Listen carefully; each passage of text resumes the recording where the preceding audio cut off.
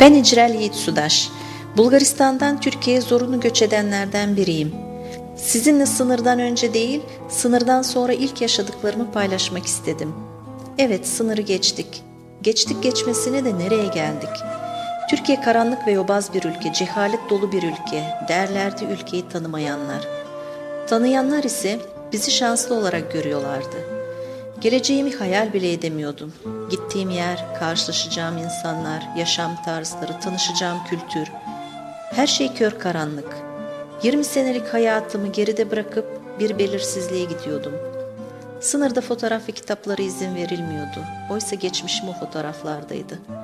Birkaçının içine geçmişini sığdırıp sınırdan geçirebildim. O kadar. Evet, sınırı geçtik. İlk izlenim Türkiye karanlık değildi.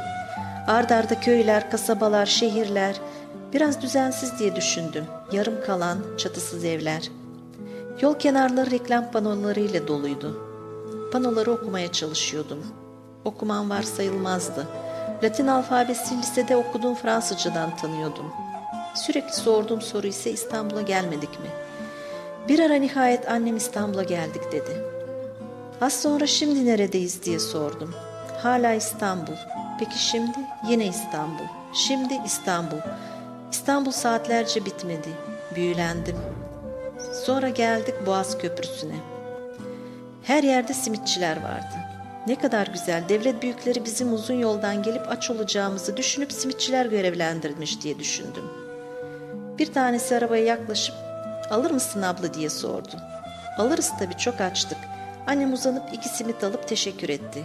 Karşı taraf fiyatı söyledi. "Paralı mı?" diye sorunca "Herhalde abla" dedi adam. Simitleri geri verdik. Ne güzel de kokmuşlardı. Hala her simit yiyişimde bu olay şöyle bir geçer aklımdan. Neyse, Bursa'ya geldik ve geçici olarak teyzemlere yerleştik. İlk zamanlarda büyük bir boşluk yaşadım. Türkçeyi tam olarak konuşamıyordum, bu yüzden hep susuyordum. Kitap okuyamıyordum çünkü heceliyordum ve okuduğum yarısını bile anlayamıyordum. Parayı tanımıyordum. Duygularımı paylaşacak tek arkadaşım bile yoktu. Yazı yazarken harfleri karıştırıyordum, konuşurken ağzımdan aniden Bulgarca kelimeler çıkıveriyordu. Bu beni çok zorladı çünkü ben bir öğretmendim. Bulgaristan'dan bahsederken bizim orası, Türkiye'den bahsederken de sizin burası diye bahsediyordum. Türkçe değil, Bulgarca düşünüyordum. Birkaç hafta sonra bir işim oldu. İş ile beraber arkadaşlarım da oldu. İçlerinden biri bu zor süreç içinde bana çok destek oldu. Türkiye'deki ilk arkadaşım, Semra. Hala görüşüyoruz ve onu hala çok seviyorum. Daha sonra hayatıma birçok insan girdi. Birçok arkadaşım oldu ve en önemlisi kendi ailem oldu. Aile dostlarımız oldu. Şu an evliyim, dünya tatlısı da bir kızımız var. Ailem, çekirdek ailem. 24 sene geçmesine rağmen hala ara sıra tek harf bile olsa yazımı karıştırıyor ve hala aniden ağzımdan Bulgarca bir kelime kaçıveriyor.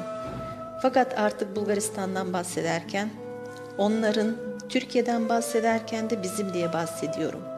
Ve ben artık Türkçe düşünüyorum.